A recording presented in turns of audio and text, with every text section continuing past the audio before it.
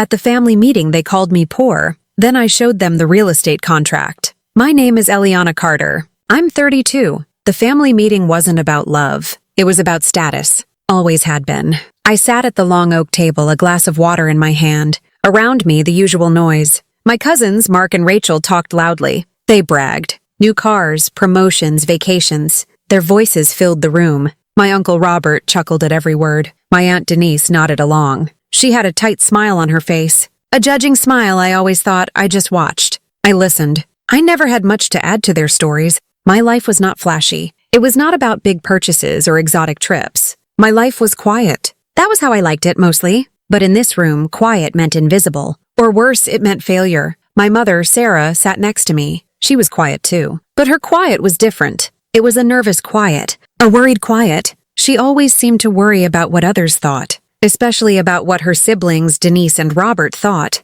And what their children, my cousins, thought of us. Of me. My father, David, was at the head of the table. He was reading something on his phone. Not really engaged. He rarely was in these family gatherings. He would make an appearance. He would eat. Then he would retreat. Into his thoughts. Into his phone. It was his way. It left me feeling exposed. Alone. In the middle of this loud, judging family. The air in the room was thick. With food smells. With their perfumes. With their loud laughter. It felt heavy on my chest. I took another sip of water. It tasted flat. Like everything else in that room. Then, the quiet ended. Aunt Denise's voice cut through the noise. It was sharp, like glass. It made me flinch just a little. "Eliana," she said. Her eyes were on me. All eyes were suddenly on me. Her smile was still tight, but now it was aimed. We were just wondering, how's life in that tiny apartment? The question hung in the air. It wasn't really a question. It was a statement. A judgment. I knew it. They all knew it. My stomach tightened. Here we go, I thought. The main event. My turn on the chopping block. Before I tell you how everything flipped, remember to like and subscribe, and drop a comment where you are watching from. The laughter was sharp. It was a loud, single sound from the far end of the table. It wasn't the sound of happiness. It was the sound of cruelty. It was the sound of a verdict. The word poor felt like it was etched into the air above my head. My brother Mark kept his smirk locked on his face. It was a look I knew well. It was the look he wore whenever he won something, or whenever I lost something. To him, my struggles were his small victories. He leaned back in his expensive leather chair. "She's practically broke," he repeated. He liked the sound of it. "Still renting, right, Eliana?" I looked at him. I tried to speak. The air felt thick, like trying to breathe underwater. I wanted to tell him the truth. I wanted to scream, "I am not broke. I am disciplined." But the words caught in my throat. They always did. When the spotlight was on me, I froze. I became the victim they wanted me to be. "Mark," I managed. My voice was a whisper. Too small. He didn't even look at me. He was basking in the attention, the agreement of the room. "She drives that ancient sedan," he told Sarah, his wife, who giggled in response. Her giggles were always high-pitched and fake. "The one with the dent in the fender? Honestly, Dad and I talk about it all the time. It's embarrassing." That cut deep. The car, my poor car. It was old. It was reliable. I chose to drive it. I chose not to take on a car payment. Every dollar saved was a dollar closer to my goal. But to them, it was proof of my failure. It was proof I couldn't keep up. I looked at my mother again. She was busy adjusting a napkin in her lap. She kept her gaze fixed on the embroidered corner. She looked away. Hard. It was more than just looking away. It was a physical act of dismissal. It was her saying, "I do not align myself with this failure. I do not share her shame." I felt a wave of nausea. My own mother. I needed her to defend me. I needed her to say, "Stop it, Mark. She works hard." But she never did. She never had. My success was always quiet. My failures were always loud in public. And she hated the loud parts. She hated the embarrassment I brought to their perfect, quiet status. Her silence was a weight.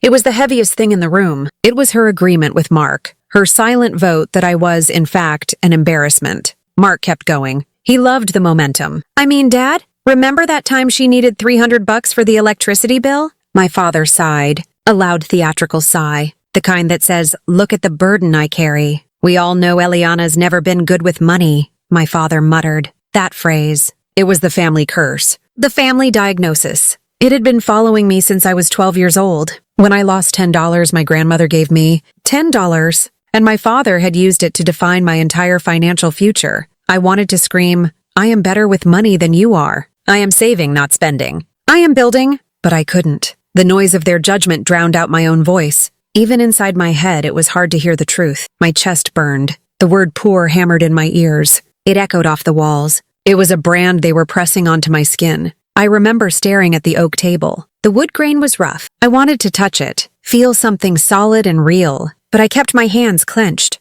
Mark leaned in closer to Sarah. He was performing now. We offered to help her find a better job, something respectable. But she insisted on running her little thing. My little thing was my side hustle, my secret weapon. It was the freelance consulting I did late at night after my main job. It paid twice what my main job did. I used a P.O. box for it. No one knew the scope. No one knew the size. I kept it a complete secret. For 3 years, I didn't offer a defense, because any defense I gave would be twisted. If I said, my job pays well, they would ask, then why are you still renting? If I said I'm saving, they would laugh and say, for what? A down payment on a used scooter? Their minds were closed, sealed by their own success and their belief in my failure. They needed me to be the failure. It made their success feel bigger, brighter. I felt the burning in my eyes again. I focused on the air conditioning vent on the ceiling. I counted the slats. Anything to distract from the emotional agony. I had come here hoping for connection. I had driven 2 hours,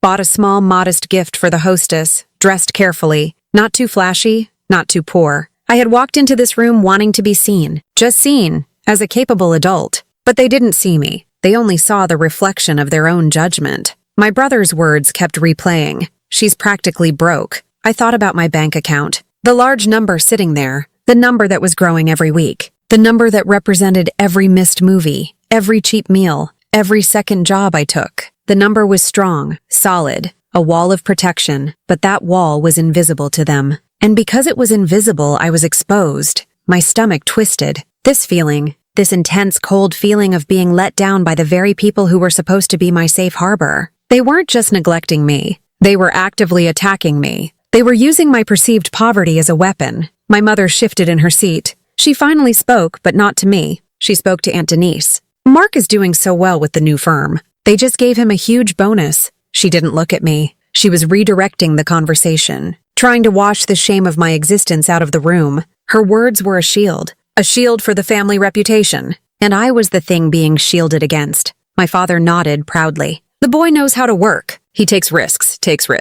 That's what they called his reckless spending and high-interest loans. My savings, my quiet discipline, they called that being bad with money. The injustice of it was a physical pain. It felt like a stone in my throat. I thought, they don't know the first thing about me. They don't know the hours I keep. They don't know the sacrifices I make. They only know the surface, the story they tell themselves. It was easier for them to believe I was a failure. It justified their own success. It kept the family hierarchy stable. Mark on top, me at the bottom, the one who needed saving. The one who would always trail behind. The energy in the room was suffocating. I wanted to stand up, just walk out, but I was trapped by the etiquette of the event. I had to sit there. I had to take it. It was the price of being in this family. The price of admission was being the punchline. I closed my eyes briefly, just a flicker. Breathe, Eliana. Just breathe. I told myself, they are wrong. They are so wrong. And soon they will know it. The thought was a small spark of fire in the coldness, but it was still a secret. And in this moment, the secret didn't stop the pain. It only fueled the quiet, burning resentment. The conversation had moved back to vacation homes. But I was still stuck on the word poor. It had stained the entire evening. It had ruined my appetite, my presence, my entire being. I was just Eliana, the one who was practically broke, the victim they had created. And now Cousin Rachel was speaking. Cousin Rachel chimed in. Her voice was too sweet. It was the kind of voice that promised kindness, but delivered poison. She was Mark's age. They had always been friends. Partners in crime, partners in mockery. Eliana, Rachel said. She leaned across the table. Her movement was dramatic. She wanted attention. I hate to hear that. I really do. I watched her face. Her concern was brittle, thin. It didn't reach her eyes. Her eyes were calculating. They held that same pitying judgment I hated. If you ever need a loan, Rachel continued, we can definitely help. My husband and I just refinanced the lake house. We have plenty of liquidity, a loan. The offer hung in the air like a rotting fish. It was disgusting. I swallowed hard. My knuckles were white under the table. This wasn't a genuine offer of help. It was a public display of her own wealth. It was a performance of superiority. She wanted everyone to see her as the benevolent, successful cousin, the one who could bail out the poor relative. We can help, she repeated. making sure the we sounded important. Just promise to pay it back this time, on a strict schedule. We wouldn't want any surprises. The room erupted. Laughter. Sharp, cruel laughter. Not polite chuckles this time. Real, loud, mean-spirited laughter. The this time hung heavy. It was a reference to something small and stupid that happened years ago. When I was 20, I needed $50 for a college textbook. I asked my uncle, Rachel's father. I paid him back 3 days late. He had never let it go. Never. It was the single mistake they held over my head for years. It was proof in their minds that I was fiscally irresponsible. My Aunt Denise laughed so hard she had to cover her mouth. My father shook his head, a look of profound disappointment on his face. He didn't say anything to Rachel. He didn't defend me. He just confirmed Rachel's assessment with his silent, judgmental shake of the head. I felt the color drain from my face. I wanted to yell. I paid him back. It was $50. 10 years ago. But Mark beat me to it. He loved this. He loved the public humiliation. Oh, Rachel, don't be silly, he said,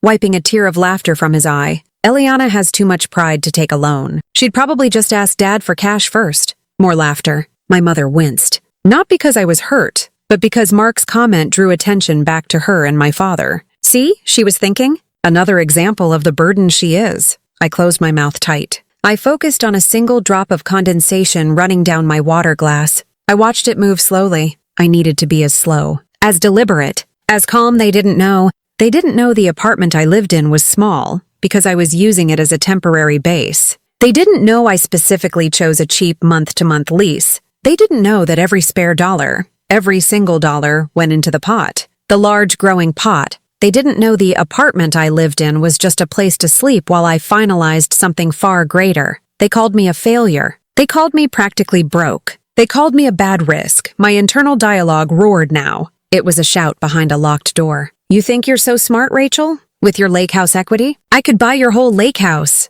I could buy your lake? The truth was a heavy, warm weight in my stomach. A secret power 2 weeks earlier. I remembered the day clearly. It was cold, raining. I wore my cheapest raincoat. I sat in a downtown office. The smell of new paper and expensive coffee filled the air. I wasn't signing a rental agreement. I was signing a purchase contract. The contract was for the old commercial building on Main Street, the one that used to be the print shop. Everyone thought it was abandoned. Nobody looked past the boarded-up windows. Nobody saw the potential. Nobody knew I had been working with the city planning department for 6 months. Nobody knew I had secured the leases for 3 retail tenants before I even closed the deal. The building wasn't cheap. It was valued at $1.8 million, and I wasn't getting a loan from Rachel or anyone else. I had paid the majority in a cashier's check. Cash, my savings, my consulting money I built from nothing while they were busy buying cars and bragging about bonuses. The rest was secured with a private, low-interest commercial loan that I could pay off within 2 years. The property was worth more than all of Mark's stock portfolio. It was worth more than Rachel's lake house and her husband's boat combined, and it was mine. Signed under my name, Eliana Carter. I kept this memory locked behind my eyes. It was my secret sanctuary, my defense. I let their laughter wash over me. I let the word loan hang in the air. Rachel was still talking. Look, Eliana, seriously, she said, her voice dropping slightly, trying to sound genuine now. It's hard out there, especially when you're single. No offense, but it's true. It takes a good partner to build real wealth. The implication was clear. I was alone. I was single. I was weak. I needed a man to succeed. I needed their help. I didn't need a man. I didn't need their help. I needed them to shut up. I just bought a $1.8 million commercial building. Alone. I screamed the thought silently. The truth was burning to get out, but I held it. I had to hold it. This was not the time. The thought of the contract, that thick stapled document sitting in my bag, was my silent strength. It was my armor. It was the knowledge that while they saw a pauper, I was sitting on a small empire. A small, carefully constructed empire. Mark jumped back into the conversation. He couldn't resist. The thing is, she could be doing so much better if she just listened to Dad. He offered her a job. Simple, easy work. My father had offered me a clerical job at his insurance firm. Data entry, minimum wage, just to get you back on your feet, he had said 5 years ago. I had politely declined. I thanked him. And then I went home and worked 2 consulting jobs that paid 10 times that amount. But no, Mark sneered, looking around the table, garnering sympathy. She knows best. She's independent. She's a free spirit. He spat the last phrase out like it tasted bad. I looked at Mark. My brother. The one I shared a childhood with. The one who knew the struggles we faced. He was the one twisting the knife the hardest. He didn't want me to just fail. He wanted me to be seen failing, publicly. And I was giving him what he wanted. For now, I thought about the tenants who signed those leases. The young baker, the small financial firm. They trusted me. They saw the vision I had for that corner of Main Street. They saw my competence. Why couldn't my family see it? Why did they choose to see the failed 20-year-old who was late on a $50 debt? Because it was easier. It was their narrative. I felt an immense, crushing weight of isolation. I was in a room full of people, my blood relatives, and I was completely alone. They were a pack of wolves, and I was the easy prey. The designated victim. The one who provided the entertainment. The laughter died down slowly. Rachel smiled smugly. She had delivered her line. She had done her part to put me in my place. She was satisfied. I pushed the feeling of humiliation down. Deep down, I needed to survive the rest of the dinner. I needed to get through this. They thought I was renting a tiny apartment because I was poor. They thought I drove the old sedan because I couldn't afford better. They thought I needed their condescending loan offer. They didn't know the truth was sitting in a manila envelope,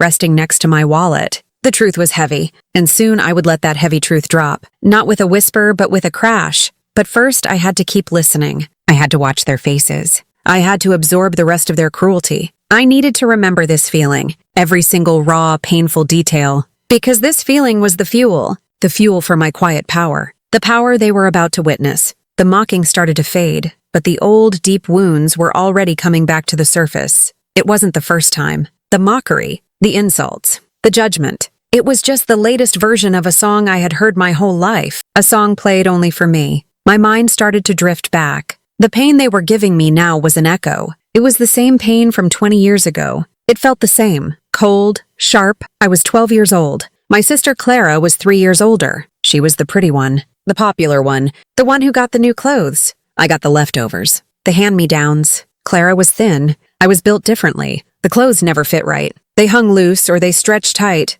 I remember my 12th birthday party. Not a big party, just family. We were all sitting in the living room. I wore Clara's old pink dress. It was too long. It was faded. My cousin Jessica, the same one who offered the pity smile tonight, pointed at me. She was maybe 14. Cruel like teenagers can be. But she was laughing with my brother Mark. Look at her, Jessica giggled. She looks like a thrift store mannequin. Everything is just secondhand. Mark laughed too, hard. My cheeks burned then, just like they burned tonight. My mother was nearby. She heard it. She looked at me. She didn't look angry at Jessica or Mark. She looked angry at me, for being the one wearing the hand-me-down, for being the source of the shame. She didn't defend me. She just told me to go stand up straight. Like the way I stood was the problem, not the mean words. The phrase stuck with me. Thrift store mannequin. Every time I put on old clothes, I saw that image. I saw myself standing there stiff and cheap.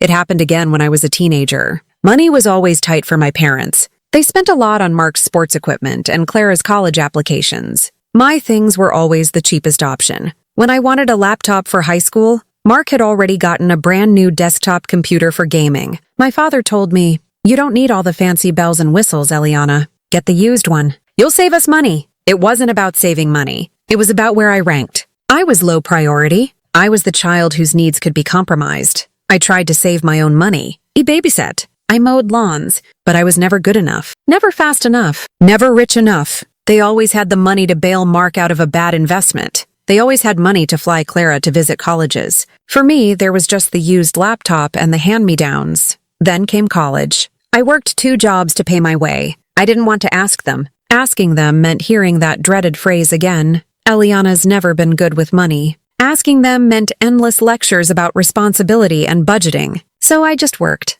At 22, I was working 2 jobs. One at a coffee shop in the morning, one as a research assistant at night. I was exhausted. I was thin. I was stressed. I came home for Thanksgiving break. My brother Mark had just graduated. He had convinced Dad to give him seed money for his startup, a website that sold custom t-shirts. It failed 6 months later. But at that dinner, he was still the hero. He was talking about his success, his vision. I was tired. I sat quietly. Aunt Denise turned to me. "Eliana, how are those 2 jobs working out? Still slinging coffee?" I managed a tight smile. "I'm learning a lot," Mark smirked. "She's learning discipline, Aunt D, but she's failing at ambition. You need to be aggressive now, not working minimum wage jobs." "Right, Dad?" My father nodded. "Mark is right. "Eliana, why can't you be more like your brother? He's starting a business. You're working for other people. You're a failure compared to his startup success." The phrase hung there, failure compared to his startup success. Mark's startup was a ridiculous idea that lost Dad thousands of dollars. My 2 jobs were paying my tuition, but in their eyes, his risk, even a failed risk, was worth more than my steady, quiet effort. My success in paying my own way was invisible. His failure was celebrated as ambition. They always mocked me. I always stayed quiet. I stayed quiet because fighting meant a louder argument. Fighting meant more pain. Fighting meant having to defend every single choice I made, every dollar I earned, every hour I worked. It was exhausting. It was easier just to take it, to become the silent, dismissed victim they expected. I learned the rules of the game. Silence is survival. Tonight, sitting at the oak table, I saw all those old wounds surface. The thrift store mannequin humiliation morphed into the practically broke verdict. The failure compared to his success turned into the pitying loan offer from Rachel. It was the same script, different actors, same ending. Me sitting alone, taking the blows. I looked at my mother now. She hadn't moved, still staring at her napkin. She was the one who hurt the most,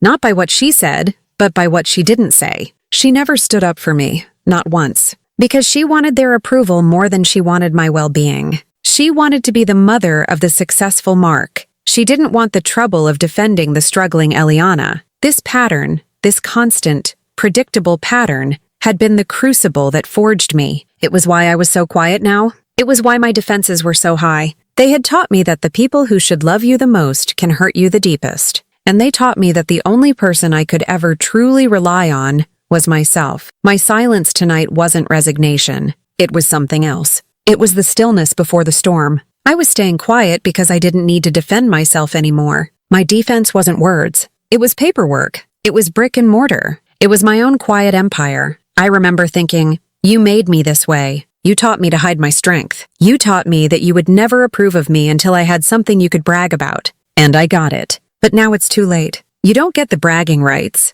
The pain settled into a hard knot in my chest. It wasn't raw fire anymore. It was cold, hard resolve. I had endured decades of this. Today was the last day. I promised myself that. Today was the last time I would sit here and be their thrift store mannequin or their practically broke failure. I let the conversation flow around me. It was noise. Just noise. They were still talking about yachts and country clubs, unaware that the game had already changed, unaware that their victim had secretly walked off the field and bought the stadium. What no one at that table knew was that for the past 3 years, I had been building the fortress. I had been quietly saving, investing, working double shifts. I was not the failure they saw. I was the architect of my own escape. 3 years ago, I made a choice. After one particularly brutal Christmas dinner where my father gave Mark a watch and gave me a generic gift card to a chain coffee shop, I decided I was done. Done trying to please them. Done trying to prove my worth with words. My worth had to be undeniable. It had to be proof they could see. Tangible. Money. Property. Power.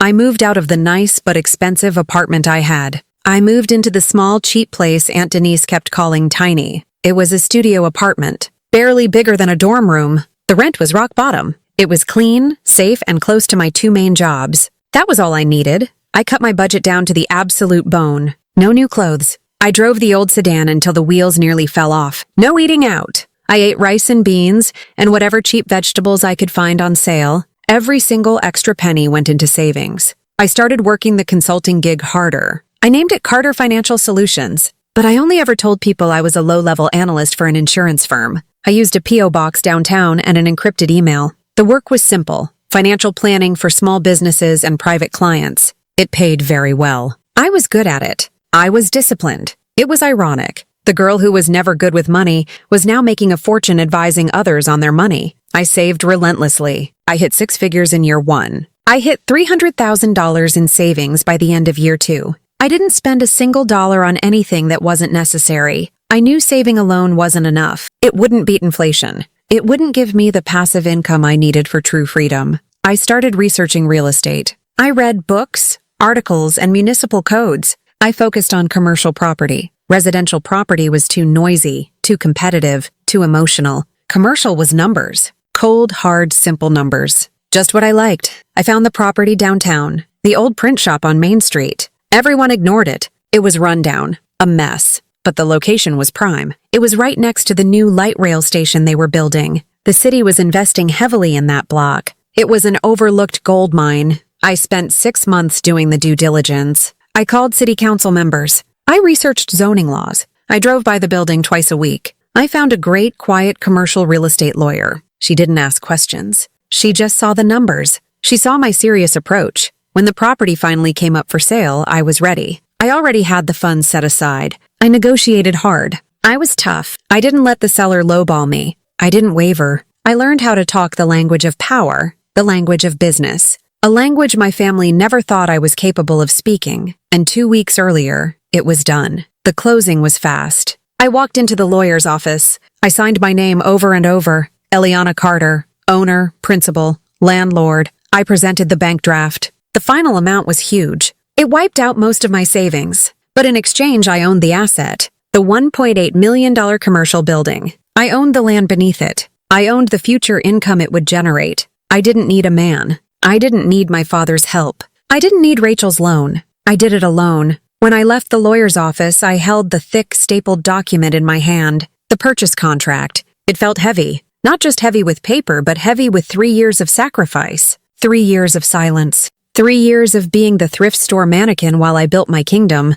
I put the contract in my oversized leather bag. The bag was old. It was cheap. I bought it used. I didn't care. It was big enough to hold my secrets. That property was worth more than all their cars combined. More than Mark's entire portfolio, which, thanks to his latest risky investment, was actually underwater. I knew this because I still had access to old family financial data on an unused shared server, and sometimes I looked, just to confirm. They were loud failures in my mind. They were loud successes to the world. I was the quiet success, and the loud failure to the world. That was my power. Sitting at this dinner table tonight listening to the insults, I felt the contract resting against my hip. It was a physical anchor. It was the proof of my silent power. Mark was still going on about his new expensive watch. Rachel was describing the expensive trip she was planning. They were talking about debt disguised as luxury. They were talking about appearances.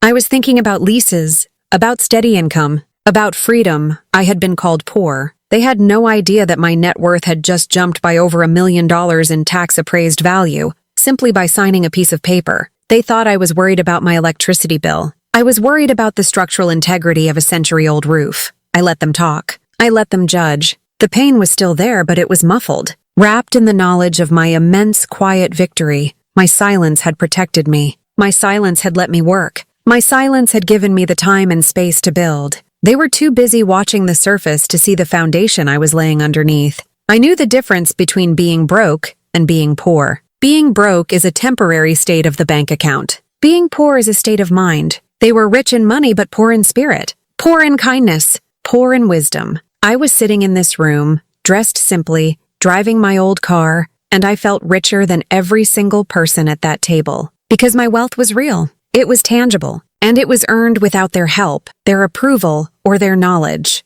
It was pure, quiet power. I just had to wait for the right moment. The moment when the mockery finally pushed me to the edge. The moment when the silent victim needed to show them the full, undeniable force of her quiet triumph. That moment was coming. And it was coming fast. The dinner had been going on for 2 more hours. 2 hours of listening to them talk about things that didn't matter. 2 hours of holding the secret. 2 hours of swallowing my pride. The whole family was getting ready to leave. They were standing up, grabbing their coats. They were saying quick goodbyes. But the insults weren't over. They had one more jab to deliver. One last push. My Uncle Robert walked over to me. He was wearing an expensive Italian jacket. He smelled of cologne and money. He put a heavy, patronizing hand on my shoulder. His fingers dug in slightly. "Good seeing you, Eliana," he said. His voice was thick with false warmth. "Don't worry about the little things. You just keep doing whatever it is you're doing." He leaned in close, so only I could hear. His breath smelled like expensive wine. His eyes were cold, empty of true kindness. "But face it, Eliana," he sneered. The sneer was tight and cruel. "You'll always need us. For advice. For a little help. You'll always be the little sister. You'll always need us." That was the line. The final crushing assumption. They didn't just think I was struggling. They thought I was permanently reliant on them. A perpetual minor. A weight they had to carry. I didn't move. I felt his fingers pressing into my skin. I wanted to shake him off, to tell him how wrong he was. I looked over at my mother. She was standing next to my father, adjusting his scarf. She had heard the tone of Uncle Robert's voice. She knew what he was saying. She looked at me for a split second. Her expression was tired, distant. She offered no defense, no counter-argument, just the same weary silence. Her failure to defend me was the loudest part of the whole night. She is choosing them, I thought. She is always choosing their approval over my dignity. Mark, my brother, walked by then. He was holding his coat. He paused just long enough to lean in toward his wife, Rachel, but spoke just loud enough for me to catch the full venomous whisper. "She'll never own a thing," he murmured to Rachel, loud and clear. "Not a house, not a car that doesn't smell like a mechanic's shop. She's got no ambition, no hustle. She'll always be a renter. She'll never own a thing." That was it. That was the line that snapped the wire. It wasn't the mockery. It wasn't the loan offer. It was the absolute, fundamental dismissal of my entire existence. The prediction of my permanent failure. The belief that I lacked the ambition or capability to ever succeed. My hands began to tremble. It wasn't fear. It wasn't weakness. It was resolve. It was a physical release of 3 years of locked-down rage and focus. The trembling was the tremor before the earthquake. I pulled my shoulder away from Uncle Robert's hand. He looked surprised. The room was still noisy with goodbyes and small talk. But for me, the noise faded away. It was just me, the long oak table, and the thick stapled document sitting in my bag. I looked at Mark. He was smiling at Rachel, triumphant, vindicated. He thought he had won. He thought he had delivered the perfect final blow. I felt a sudden, deep stillness inside. The nausea was gone. The burning in my eyes was gone. All that was left was a cold, quiet power. I had a choice right now. I could leave silent, wounded, and let them win as I always had. Or I could stop the music. I could crash the party. I am not walking out of this house as the victim, I thought. Not tonight. Not again. My internal voice was steady, calm. You wanted proof. You wanted me to beg. You wanted me to admit failure. I don't fail. I only succeed quietly. I took a slow step back from the group. I looked around the room. I saw Rachel's smug face, my father's judgmental stare, my mother's averted eyes, Mark's final victorious smirk. This was the moment, the breaking point they had forced me to. The point where the years of pain had built up into an unstoppable force. My resolve solidified. It felt heavy and strong, like steel. I would not just leave. I would leave a crater. I would leave them with something they could never take back. The knowledge that they had misjudged me completely. The knowledge that they had mocked a millionaire. I took one more deep, slow breath. I met my brother's eyes. His smirk faltered slightly. He saw something new there, something hard and unfamiliar. I reached for my bag. The movement was deliberate, slow. Every movement was now a conscious choice. I wasn't reacting. I was executing. I had planned for this moment for 3 years. Not the words, but the power behind them. The small talk in the room was dying down. People were noticing me standing still, noticing my face. They were starting to wonder. They were starting to look. I found the envelope. My fingers closed around the thick paper, the security paper, the purchase contract. It was time. I reached into my bag. My hand closed around the thick envelope. It was heavy. It was real. I pulled it out slowly. I didn't rush. I made the action deliberate, important. The small talk stopped. Aunt Denise, who was talking about her new kitchen, trailed off. All eyes were on me. The heavy silence I had always wished for finally descended on the room.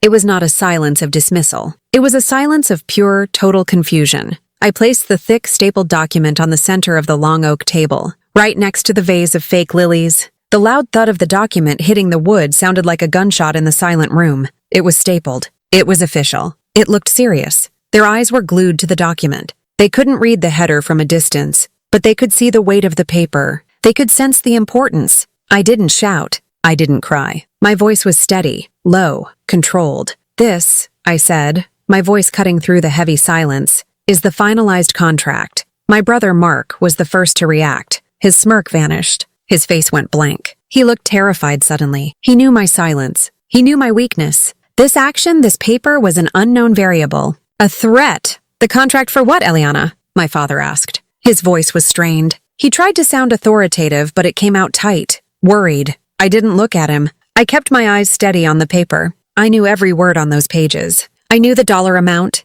I knew the address. "This is the finalized contract for the Main Street commercial property," I stated clearly. I articulated every word. Commercial property. Not an apartment lease. Not a car. Not a boat. I paused. I let the word sink in. Main Street. That was a big deal. The downtown hub. Rachel, the cousin who had just offered me a loan, gasped. It was a sharp, ugly sound. Her eyes were wide. She stared at the paper as if it might bite her. I continued. Every sentence was a hammer blow. Signed under my name, Eliana Carter. I looked at Mark. He stammered. His eyes were darting from the paper to my face. That can't be real, he choked out. Where did you get that kind of money? His tone wasn't curious. It was accusatory. He was challenging the validity of my success. He needed it to be fake. My father squinted. He took a hesitant step toward the table. His hand hovered over the document. His face was pale. The blood had drained away. He looked sick. Aunt Denise's voice shook. She rarely lost control. You mean you own it? You bought the old print shop building? I leaned back against the high back of my chair. I let a small, slow smile touch my lips. It was not a joyful smile. It was a smile of cold, quiet power. Yes, I confirmed. My voice was calm, unhurried. I own it. The word own echoed the word never own a thing that Mark had whispered minutes before. It was a perfect, crushing contradiction. The value is just under $2 million, I added. I didn't need to specify the exact number. The round number was enough to shock them. I looked directly at Mark. He was frozen, his mouth slightly open. The smugness was completely gone, replaced by disbelief and panic. And just so we're clear, I continued, speaking softly now, the contract is marked, paid in full. The silence that followed was absolute. It was the deepest silence I had ever experienced in that house. You could hear the faint humming of the refrigerator from the kitchen, paid in full. No mortgage, no loan from Rachel, no debt hanging over me. Pure, unencumbered ownership. Their laughter died instantly. It wasn't just gone. It was murdered by the truth. They looked at the document, then at me. They saw the woman they had called poor, the woman they had called a failure, the woman who was still renting her tiny apartment, and they realized they were staring at a successful commercial real estate investor. My mother finally looked up. Her eyes met mine. They were wide. She wasn't embarrassed anymore. She was simply stunned. Her silence, for the first time, was not judgment. It was shock. I lifted my water glass, which was still cold. I took a slow, deliberate sip. I made eye contact with Aunt Denise, then with Uncle Robert, the one who said I would always need them. And much more is coming, I finished. This is just the start. I didn't elaborate. I didn't need to. The simple statement, backed by the paper on the table, carried more threat, more power than any explanation ever could. The quiet victim had just shown them the sword she had been forging in silence. The game was over. I had won. The same family who called me poor now scrambled. They looked like ants when you lift a stone. Confused. Exposed. Panic was starting to set in. They didn't know how to process this new reality. They had a script for me. The victim. The failure. This new script made no sense. It broke their entire worldview. Rachel's jaw dropped. It stayed open. She looked ridiculous. Her perfectly coiffed hair and her gold watch suddenly seemed less impressive. They seemed small next to the weight of that contract. My brother, Mark, took a jerky step back. He was stammering. He couldn't form full sentences. That can't be real, he repeated. That print shop? Where did you get that kind of money? It must be some kind of mistake. He was looking for a flaw. He needed a mistake. He needed to prove I was lying or tricked. Because if I was smart enough to do this, then he wasn't the golden child anymore. I watched him. I didn't rush to answer. I let him struggle. I let the silence eat away at his composure. It is real, Mark, I said simply. The closing was 2 weeks ago. My father finally pushed past Mark and put his hands on the contract. He didn't pick it up. He just pressed down on it, as if to check if the paper was solid. He started squinting at the bold print on the cover sheet. His face was pale, the pale color of defeat. He muttered, Main Street, commercial. Carter. He sounded like he was reading an obituary, his own obituary. He looked up at me. His eyes were searching, not for pride, not for joy, for an explanation he could control. Eliana, is this a partnership? Is someone else behind this? Did you borrow the money from someone we don't know? He couldn't accept that I did this. It had to be a mystery man, a secret benefactor, anyone but me, because Eliana's never been good with money. That was his life sentence for me. He couldn't retract it without admitting he was wrong for 20 years. It's my name, I stated. I kept the sentences short, direct, no extra information. Let them fill in the gaps with their own panic. The funds came from my business, Carter Financial Solutions. You never asked about it. Aunt Denise's voice shook. It was tight, high-pitched. She was visibly trembling. Her mask of cool superiority had shattered. You mean you? You own it? The whole block is going to change because of the light rail. That property is going to skyrocket in value. Her words weren't about me. They were about the money, the potential, the status.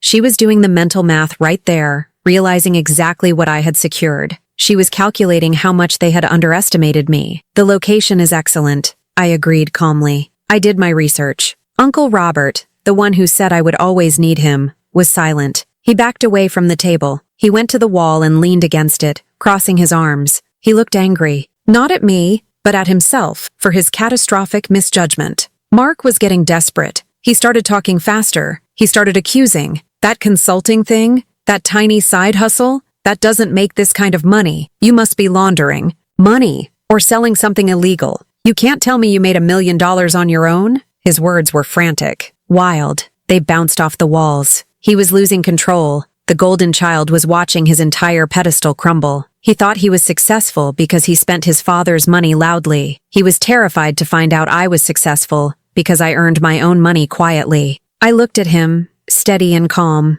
It's a great feeling, Mark, to be so good at something you love that people pay you well for it. You should try it sometime. That was the deepest cut. His startup failed. He was now working for Dad, taking a huge salary that everyone knew was inflated. He was a fake, and I had just called him out without raising my voice. My mother moved closer to the table. She looked at the contract. Then she looked at my face. This was the first time in hours that she actually seemed to see me. She wasn't seeing the failure she was embarrassed by. She was seeing the successful woman who had just silenced the entire family. Her expression was complicated. Not pride yet. Something like fear. The fear of the unknown power I now held. I thought about the past 3 years. The isolation. The grinding work. The way I pushed aside all social life, all enjoyment, just to build this fortress. And I realized I had sacrificed everything for this exact moment. To watch them fumble. To watch them lose their arrogance. Rachel stepped forward, trying a new tactic, pleading.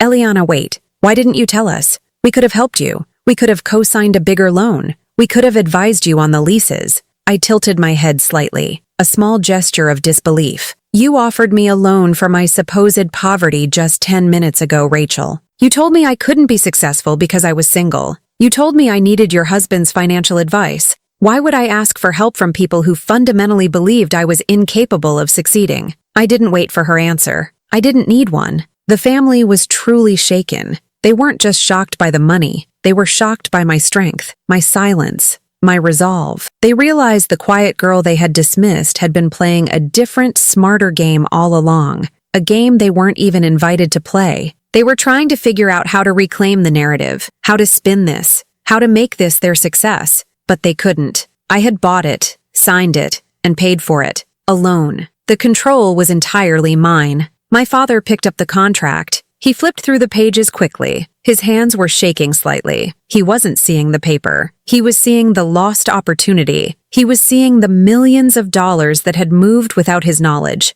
without his permission, without his control. I felt a quiet wave of satisfaction wash over me. I had endured decades of pain for this piece. This cold, hard, undeniable peace. The silence returned, even deeper this time. It was a silence of pure, heavy shame. My father put the contract back down on the table. He looked old, tired. He didn't speak. He just stared at the lilies. I took the moment. I owned it. I wasn't done yet. I hadn't just revealed a contract. I had revealed the truth about their long-standing cruelty. I looked around the table. I saw their stunned, embarrassed faces. Mark was running a hand through his expensive, styled hair, clearly frantic. Rachel was whispering to her husband. Uncle Robert still stood leaning against the wall, a portrait of silent fury. The reason I didn't tell you, I began, my voice, still steady and low, is because I needed to prove it to myself first. I spoke slowly. Each word was carefully chosen, simple,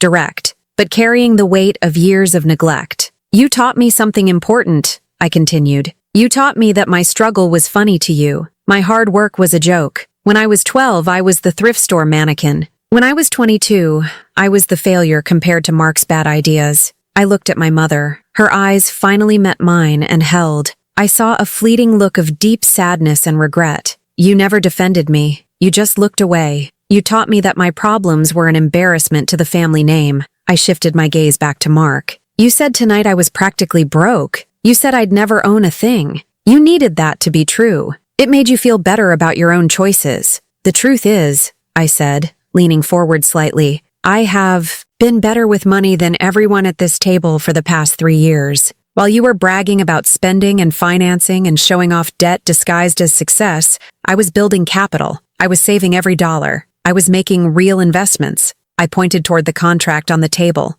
I never needed your loans, Rachel. I never needed my father's low-wage advice. I didn't need your approval. I didn't need your help. I just needed you to stop underestimating me. That was the core of it. The simple, raw truth. They had mocked the one who quietly built something lasting. They had focused on my old car and cheap apartment, failing to see the quiet, focused discipline that was the real engine of my life. I realized now that the revenge wasn't the contract itself. The revenge was their shame. It was watching them process the fact that the person they considered weakest was, in fact, the strongest, the most financially secure, the most capable. Mark tried to interrupt. But what about the family? This should be a family venture. You should bring us in on this. He was already trying to leverage my success for his benefit. The nerve of it made me smile a genuine, cold smile. This is not a family venture, I told him, cutting him off cleanly. This is my venture. The income is mine. The risk was mine. The work was mine. You had 3 years to ask about my life. You had 3 years to offer real support. You only offered mockery.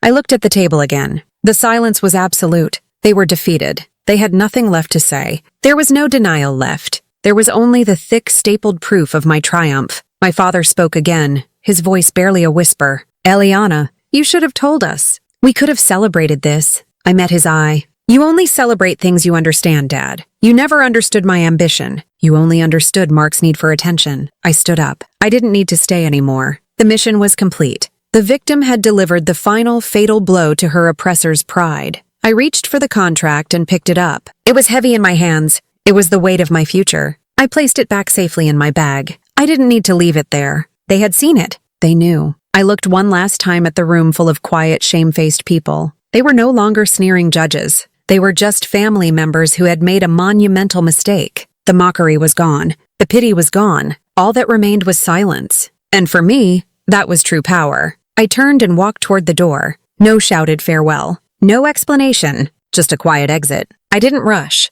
My steps were deliberate. Each one felt like a victory. I had endured the decades of pain, and in one stunning, quiet moment, I had earned my freedom. I walked out into the cool night air. The air felt clean, lighter. I drove away in my old sedan. It felt like the most expensive car in the world. Weeks later, my property thrived. The paperwork was finished. The renovation had started. The shops were leased and busy. I had steady income, passive income. It was freedom. True freedom. I could walk away from my old jobs anytime. I didn't need them. My family never apologized directly. They couldn't. It would mean admitting they were wrong for 20 years. But the next family gathering was different. I walked in. I was still dressed simply, still driving the old car, but the atmosphere was unrecognizable. No one rushed to greet me with a pitying smile. No one asked about my tiny apartment. No one offered me a loan. There was just silence, respect. When I sat down, Mark didn't smirk. He didn't even look at me for a long time. When he finally did, his eyes were nervous.